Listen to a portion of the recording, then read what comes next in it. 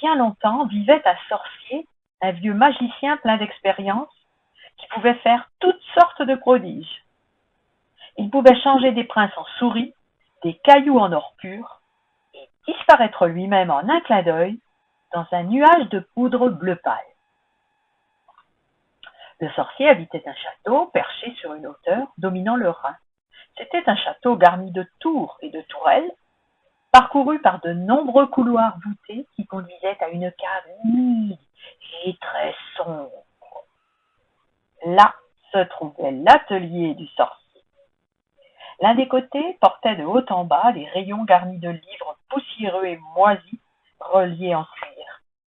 Le plus important de tous était un énorme volume intitulé « Répertoire des pratiques et formules magiques ». Il renfermait tous les secrets et toutes les recettes du sorcier. Il était rangé dans un compartiment du plus haut rayon, gardé nuit et jour par un vieux hibou aux yeux bleus et fermé par une clé que le sorcier portait tout le temps à son cou. De l'autre côté de la cave, c'était le laboratoire du sorcier avec son four cosmique et sa distillerie pour préparer les élixirs. On y voyait aussi des tas d'instruments, cornues, mortiers, alambics, ballons, ainsi que nombre de pierres phosphorescentes destinées à préparer des poudres et des potions magiques. Au milieu de la pièce, il y avait une énorme cuve d'eau. Il fallait la remplir chaque jour et pour cela, transporter de lourds seaux d'eau depuis le Rhin jusqu'en haut de la pente raide qu'escaladaient des marches de pierre. L'apprenti du sorcier, Guillaume, un vif et joyeux luron, mais assez paresseux, était chargé de transporter ces lourdes charges. Il souhaitait devenir un jour sorcier lui aussi. C'est pour cela qu'il travaillait au château en échange des leçons de magie. Il aimait beaucoup ces leçons, mais détestait les corvées. Il avait horreur de balayer, frotter, astiquer et par-dessus tout, de grimper sans arrêt le raide escalier de pierre en portant seau d'eau après seau d'eau. Il préférait gambader, chantonner, jouer avec les animaux ou tout simplement rester assis à rêver au bord du fleuve en regardant le Rhin magnifique couler à travers la campagne. Le sorcier le savait bien, et chaque fois qu'il surprenait Guillaume en train de flâner ou de tricher dans son travail, il lui donnait une tâche 2 fois plus rude. Guillaume avait beau marmotter, marmonner, le sorcier ne changeait pas d'habit. Un apprenti doit travailler, doit étudier, il doit gagner son pouvoir magique, disait-il. La magie est un instrument beaucoup trop puissant pour qu'on s'en serve n'importe comment. C'est bien autre chose que jeter un sort. Tu verras ça un jour, mon garçon. Or, il arriva que le sorcier fut convoqué à une réunion dans la forêt noire. Avant de partir, il grimpa à l'échelle de la bibliothèque et copia quelques mots du gros livre de magie. Puis il dit à Guillaume, « Tous les sorciers et magiciens vont tenir une assemblée, je dois y aller. Pendant mon absence, tu garderas le château, tu feras ton travail. À mon retour, je veux que tout soit astiqué et qu'il n'y ait pas un seul grain de poussière par terre. Je compte surtout trouver la cuve pleine d'eau, pleine à ras-bord. Et j'espère, Guillaume, que tu ne t'arrêteras pas de travailler avant d'avoir tout terminé. » Puis le sorcier prit son manteau, murmura quelques mots magiques et disparut en un clin d'œil dans un nuage de poussière bleu pâle qui recouvrit rapidement les meubles et le sol. « Comme si ça n'allait déjà pas assez mal, » grommela Guillaume. « Il me donne encore plus de travail, ce n'est pas juste. À lui les choses agréables, à moi les corvées. Pourquoi suis-je obligé de travailler comme un esclave toute la journée, alors que, en utilisant sa magie, il pourrait exécuter toutes ses tâches en un instant? Ce serait beaucoup plus facile et aussi beaucoup plus amusant. » Désespéré, Guillaume regardait autour de lui la saleté et la poussière, quand un objet brillant frappa son regard. Là, sur la table du sorcier, là, il voyait la clé d'or qui donnait accès au gros livre de magie. Dans sa hâte, le sorcier l'avait oublié. Quelle chance! Il prit la clé, s'assura que le vieux hibou dormait bien, puis rapidement, il dressa l'échelle et, hop hop hop, grimpa jusqu'en haut. Ses mains tremblaient d'émotion en ouvrant l'abri du gros livre rouge et or. Sans faire de bruit, il tournait les feuilles du parchemin garnies de cercles, d'étoiles, de signes mystérieux. Mais la plupart des mots étaient dans une langue inconnue. Soudain, sous le titre Magie pratique, il lut Balai magique, comment faire accomplir par un bâton tout ce que vous désirez. Ça veut dire que le balai fera tout ce que je lui demanderai, pensa Guillaume avec joie. Et en les répétant sans arrêt, il apprit par cœur les mots indiqués. Alors, il ferma le livre, puis regardant fixement le vieux balai dans un coin de la cave, il appela d'une voix forte.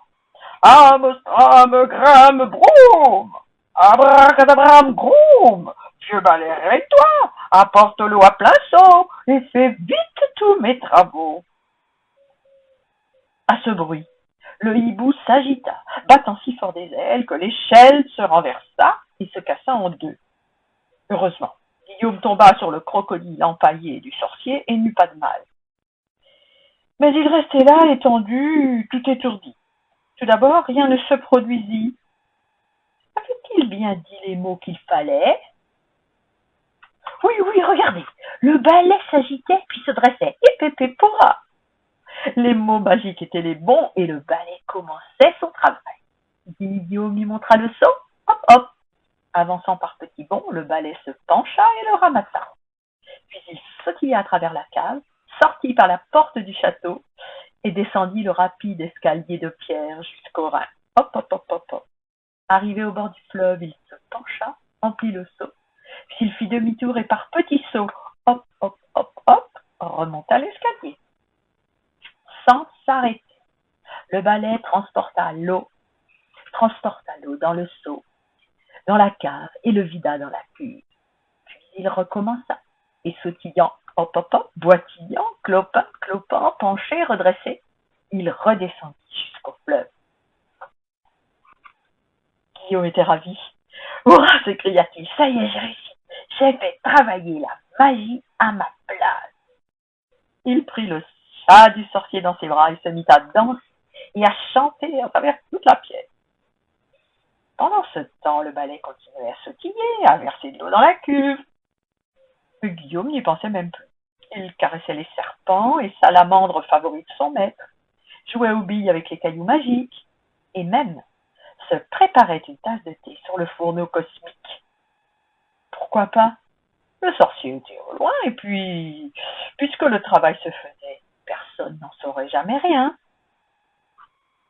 Soudain, Guillaume s'aperçut que l'eau atteignait le bord de la cuve. Arrête, balai, ça suffit!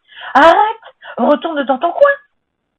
Mais le balai n'en fit rien, sans cesser de sautiller, de clopiner, de se pencher et de se redresser. Il n'arrêtait pas de descendre l'escalier, hop, hop, hop, hop, hop, de remonter les seaux pleins d'eau, hop, hop, hop, hop, hop, et de les vider dans la cuve, qui maintenant débordait. L'eau coulait de tous les côtés, inondant le sol et formant déjà une grande flaque près de la porte de la cave. Le chat du sorcier, furieux de se mouiller les pattes, en crachait de rage. Guillaume était effrayé. Halte, balai! Arrête-toi! Fais ce que je te dis! Obéis! Mais le balai n'en faisait rien. Il continuait ses allées et venues. Hop, hop, hop, hop, hop. L'eau montait de plus en plus. La flaque près de la porte devenait une mare, puis le feu dans le four s'éteignit en sifflant.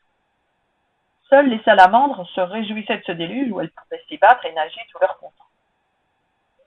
Guillaume ne pouvait arrêter ce qu'il avait déclenché, et pas moyen de consulter le gros livre de magie avec cette échelle cassée. Il était terrifié et gémissait. Malheur à moi. Que va dire mon maître? Que va-t-il faire devant tout ce gâchis? Peut-être qu'il me changera en crapaud, ou qu'il me chassera, ou qu'il fera quelque chose d'affreux. Ah, pourquoi j'ai ouvert ce maudit livre? Si seulement je me rappelais quelques mots, peut-être que le balai s'arrêterait. Espérant que les mêmes mots qui avaient mis le balai en branle conviendraient pour l'arrêter, il s'écrie. Amstramgram-boum, abracadabram groum, halte, vieux balai. Ton rôle est fini, fais ce que je te dis. Aucun changement. De nouveau, il essaya. Homme, stram, gramme, broum, abracadabra, broum, arrière, balai, fais ce que je te dis, allons, obéis. Mais le balai ne s'arrêta pas. Il continua toujours son manège et aucune autre combinaison de mots ne produisit d'effet. Même pas en disant abracadabram avant amstramgram. Rien à faire. Guillaume avait maintenant de l'eau jusqu'à la taille. Le chat grimpait sur les meubles et les serpents se glissaient sur les tringles des rideaux. Épouvanté et trempé jusqu'aux os, Guillaume comprit qu'il fallait arrêter le balai à tout prix. Alors, il regarda le mur, il saisit la hache du sorcier. Et quand le balai reparut avec un autre seau d'eau, Guillaume leva la hache et d'un seul coup, crac, il fendit le balai en deux. La cave devient silencieuse. Ah, balai, j'ai fini par t'avoir. Je t'ai eu pour de bon. Tu ne m'ennuieras plus avec ta sorcellerie. Mais au moment où il disait ces mots, il se passa une chose stupéfiante. Les deux moitiés du balai frémirent, puis se mirent en mouvement et commencèrent à sautiller. Hop, hop, hop. Chacune d'elles ramassa un seau et, drelinant et brimballant, hop, hop, hop, descendit l'escalier rapide jusqu'au roi. Le plus horrible, c'est que tous les morceaux de balai firent la même chose, si bien qu'en un instant, il y eut des centaines de balais, grands et petits, à sautiller, boitiller, collier, heurter et à toujours apporter des seaux pleins d'eau et fleuves. Maintenant, l'inondation gagnait le plus haut rayon de la bibliothèque.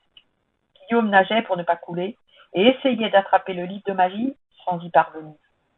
Agrippés à la suspension, le hibou et le chat crachaient de fureur. Chaudrons et bouilloires s'entrechoquaient.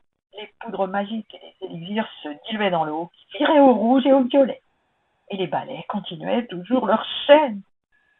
Bientôt, il y eut partout de l'eau qui tourbillonnait, tournoyait, s'enflait en trombes. Le flot se précipitait en bouillonnant, emportant les animaux, submergeant les meubles et les mettant en pièces.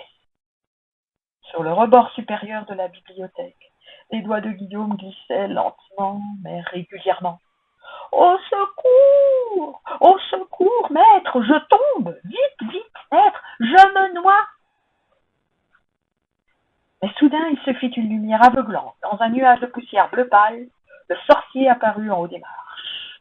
Furieux, il hurla. « Halte tes grammes! Que tes grammes! Retourne au coin, vieux balai! Arrête tes méfaits! » Et furieusement, les eaux baissèrent. Guillaume se retrouva rapidement sur le plancher. Tout redevint comme avant. « Maître, ce n'était qu'une plaisanterie. Je vous en prie, ne me punissez pas. »« Ah, vraiment, dit le sorcier, les yeux étincelants, en montrant un seau. Tout trempé, les os brisés. » L'apprenti sorcier se dirigea vers le coin et se baissa pour ramasser le seau vide. Et tandis qu'il se penchait, le balai se redressa et entra en transe. Et pan, pan. Guillaume reçut sur le derrière 4 coups bien appliqués. Ils l'expédièrent dans l'escalier avec son seau. La cuve était vide, il fallait la remplir. C'était l'histoire de Guillaume l'apprenti sorcier, écrit par Tommy et dessiné aussi par Tommy Ungerer.